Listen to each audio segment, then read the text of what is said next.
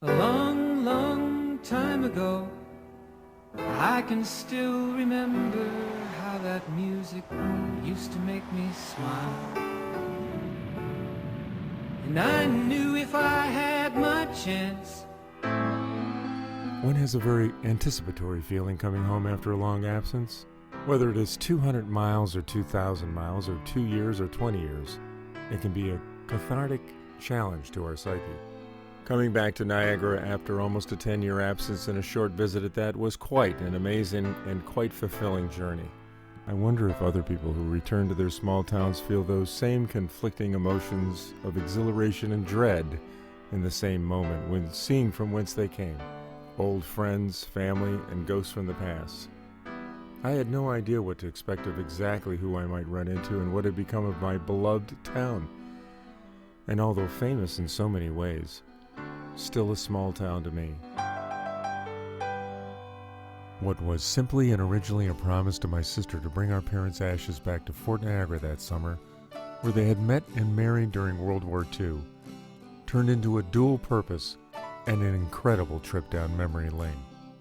My sister and I met and performed our family duties, but I also had the chance to reconnect with old friends and show up at our 40th class reunion at Niagara Falls High School. So yes, an emotional week all around, to say the least, and a chance for me to see the past through the present and celebrate our life and our town. Some things great and some things not so great.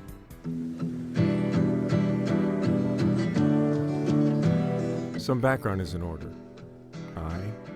We come from Niagara Falls, New York. No, not the provincial park like the touristy Canadian side where you're actually viewing the falls like they have here in postcards, where the Horseshoe Falls and an American Falls sit side by side with an island in the middle, which incidentally is called Goat Island.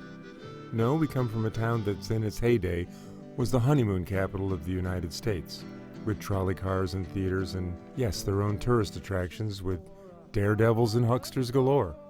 A hustling, vibrant city that by the time we were teenagers had enjoyed one of the zeniths of population and industry. Keep me searching for a heart of gold, and I'm getting old.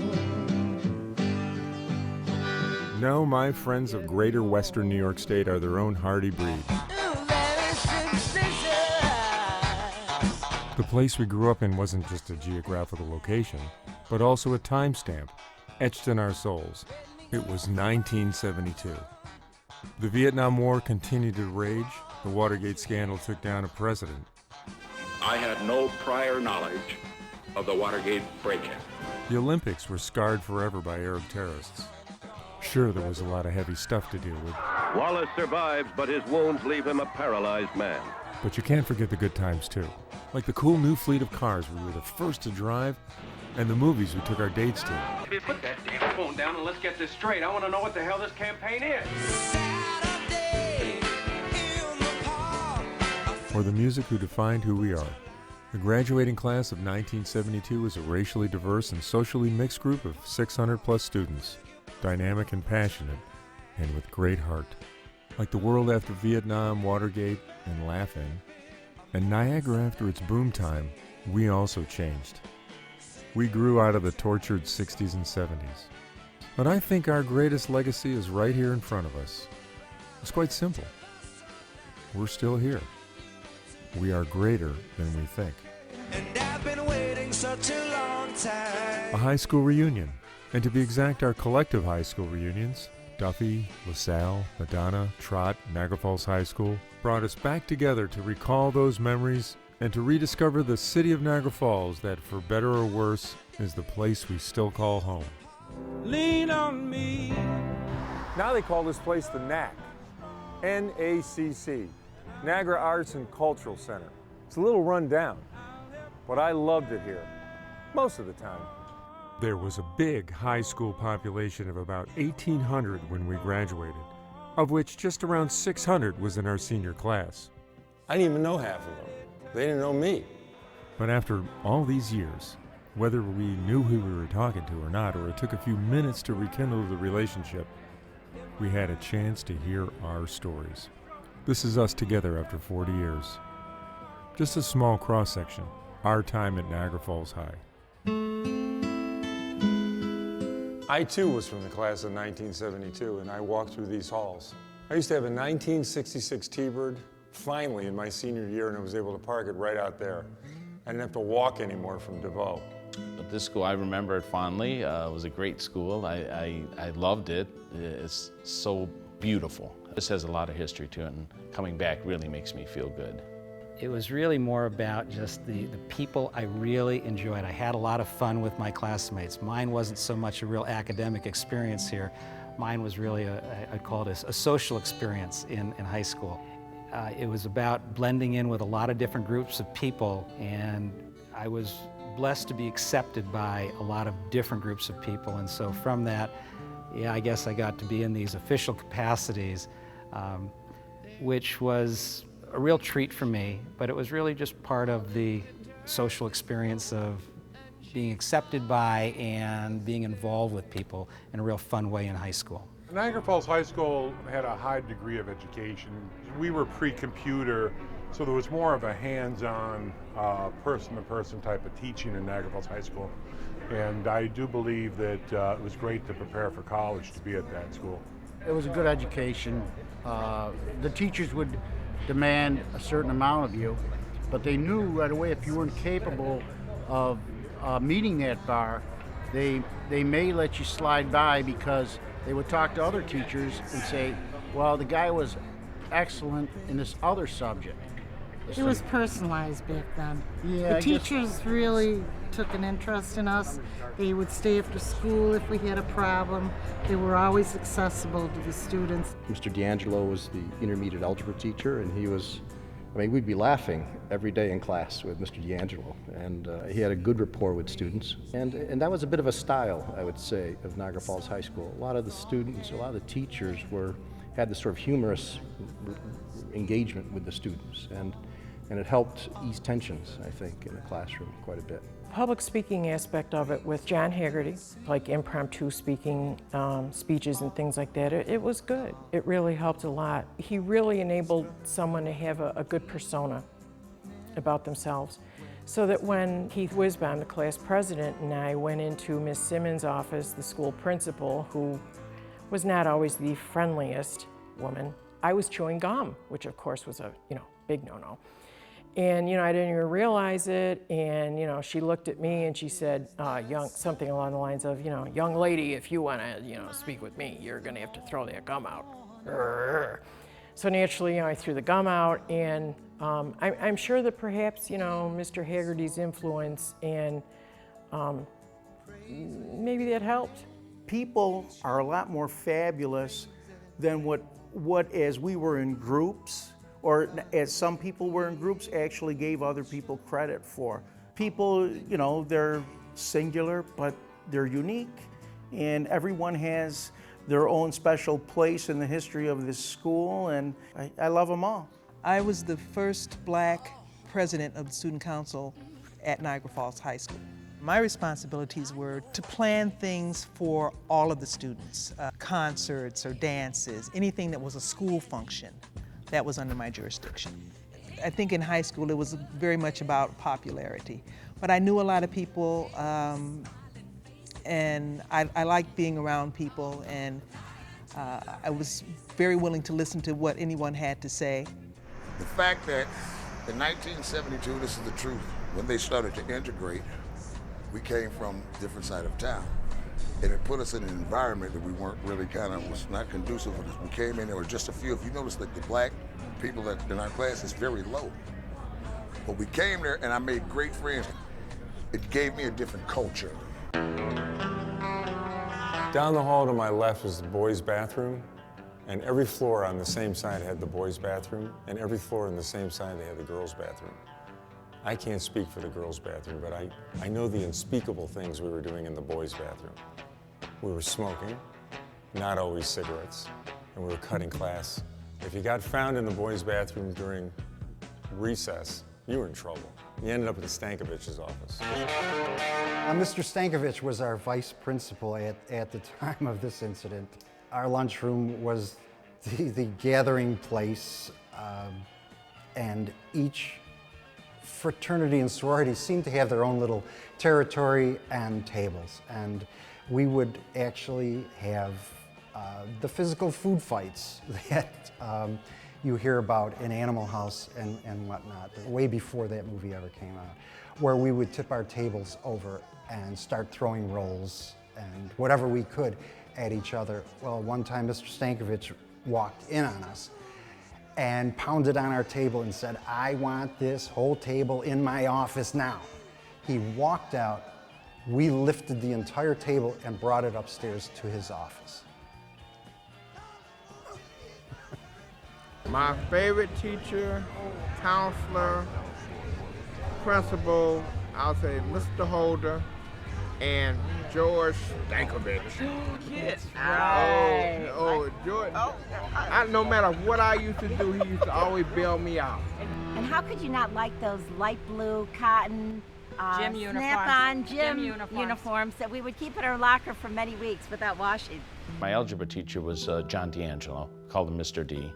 He was a great guy. One of the things I remember fondly was that he would love coffee and donuts from Mr. Donuts. So when I'd get into class, he would say, "Hey Al, are you going to Mr. Donut?" And I said, "Of course, what do you want?" And he'd open the window, I'd climb out the front of the building, run across the street, get him his donuts and his coffee and come back. And we did that all the time. We used to call it Mr. Donut. And you would meet there in the morning and you would decide, well, are we going to school or are we getting in one of our cars and taking off and going to the beach or going to the park or going to the falls and spending the day. Well, one day I realized I had to come to school. So I was late. And I'm running into the building and I'm trying to make it upstairs before the bell rings. And I get about halfway up and the bell rings and I stand there waiting for the national anthem. And all of a sudden I hear Jimi Hendrix version from Woodstock.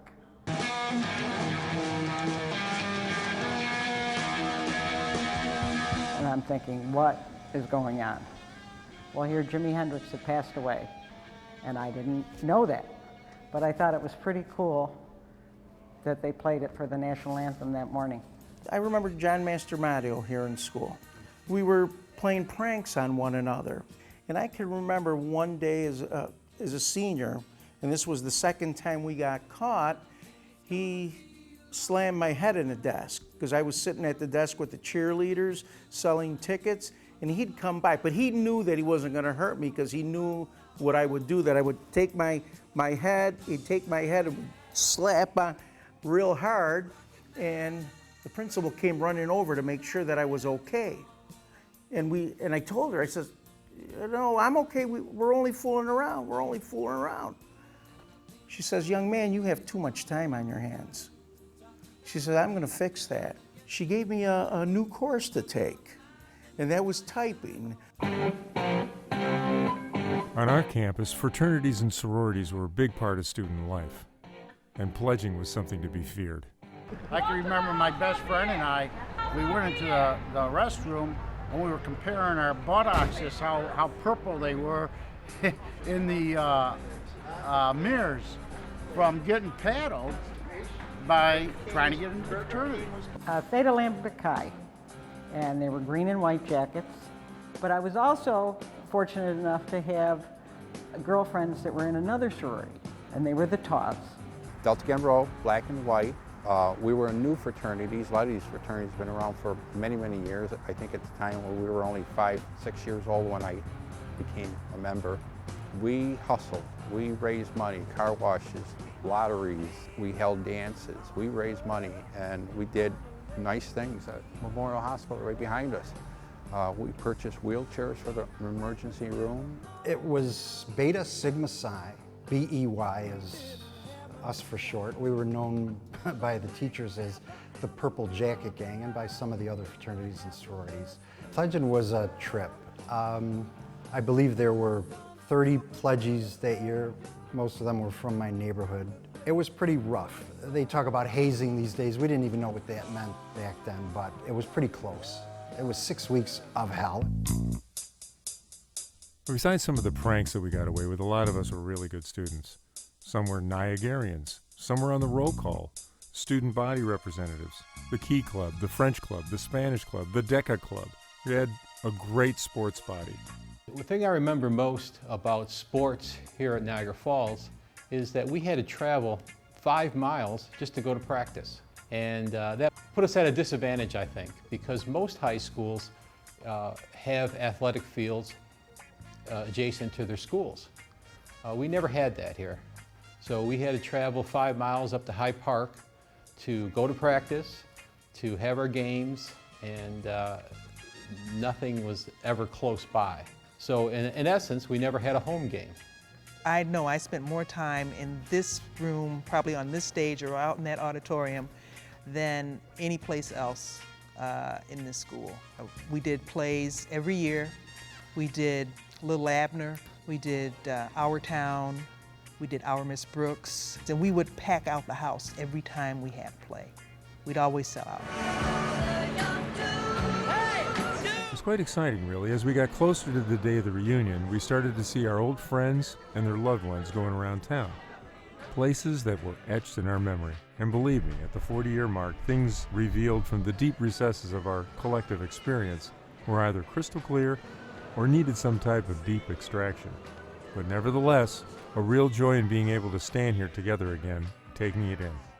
Our reunion was held at the historic Rapids Theater on June 29, 2012. This is how the theater looked back when we first started high school. You can just barely see Midnight Cowboy on the marquee. Joe Spagnola, Sue Coleman, Patty DeRosa, Bobo Nessie, Karen Thurman, Yvonne Drimmer, and many others made sure we had a great time. And what a great time we had. As reunions go, it certainly seems like the 40th is quite an accomplishment. I got that feeling from my classmates as well. Who knows, the 50th might be a bit much for me. But here at the reunion, we were together, recollecting where we hung out in Niagara. Together we compared how we remembered the place in the 60s and the 70s, swapping stories about teachers and other students. We were surprised and happy to see old friends. Some doing exactly what we expected, and some now completely down a new path, unexpected and new. A lot can and did happen in 40 years. I don't think anything really explains the dynamic. And yeah, love for people who are still around from your past. It seems to kind of validate everything we're about. It was so good seeing classmates that literally I haven't seen since the day I walked out of high school 40 years ago. And just the energy and the camaraderie and the closeness after all these years was truly amazing. We also were fortunate to spend the time outside like at reunion picnics. I thought it was pretty impressive to see some of the more active types hike on down the Niagara River Gorge. Still one of our best sights to see. What a hardy bunch we are. This morning I took the class of 72 through here. This is my love and this is my passion down here. But in high school, we would come down here with a 6-pack of beer, a bag of pretzels, spend the day in the gorge, swimming, drinking, having a good old time. Out my back door and down through my backyard, crossing the Robert Moses Parkway. I've got the Grand Canyon in my backyard. Being able to climb down this cable, and somebody had taken a few bottles of beer maybe from a parent's refrigerator. That was our own world. To be able to go down the gorge and have that spectacular slice of life down there was just way precious. With so many fond recollections and so many places still to visit, what exactly did some of our dynamic class body think? I came to the conclusion that we really are unique and poised for something really special, and we love it here. Niagara Falls has it's deteriorated quite a bit, and it's much smaller than it was when I was growing up here. The number of schools, high schools, elementary schools, has declined significantly, and I believe a lot of that has to do with the fact that most of us that went away to college, we went to college and we didn't come back here. And I think that a lot of talent was lost because of that. Unfortunately, it has been to the detriment of Niagara Falls. We all know Niagara Falls has gone downhill since we were children, and yet there doesn't seem to be any coherent uproar about that, right? There isn't a demand for better and higher standards. We just seem to drift, and what I'd say is don't drift. Life's too short. Well, coming back to Niagara Falls is such a big change from being in the New York City area. I believe it's important for people who left to come back to Niagara Falls and try to set seed here and try to make it a better place, more productive politically, socially, and business-wise, and make it into the town that it used to be. Niagara Falls, there's just kind of a wonderful ethnic pot here of good stuff, at least from my perspective. The town had a heavy Italian influence, a heavy black influence, and then I was just one of a handful of few Jewish kids here. And I didn't know prejudice growing up here. What I knew is opportunities for me to be able to experience other people and to be brought. I had spaghetti and meatballs all over this town. I mean, it was really very good. I could go from matzo ball soup at my house to pasta fazool and beyond throughout this town and really enjoy it. And there's hope here. The fact that you have 8 to 10 million people come here. This is one of the most famous cities in the world. I had a chance to go to Ghana, West Africa, and I got to meet with some dignitaries there, and they wanted to hear about the young lady from Niagara Falls. I miss it a lot. I really do. I miss it a lot. I wish that things were a little bit better here. I've been watching it online on Facebook, and I'm Facebooking with Paul Deister, our mayor, and he's done a great job. I think he's done a real good job. I really do. But it needs a lot more.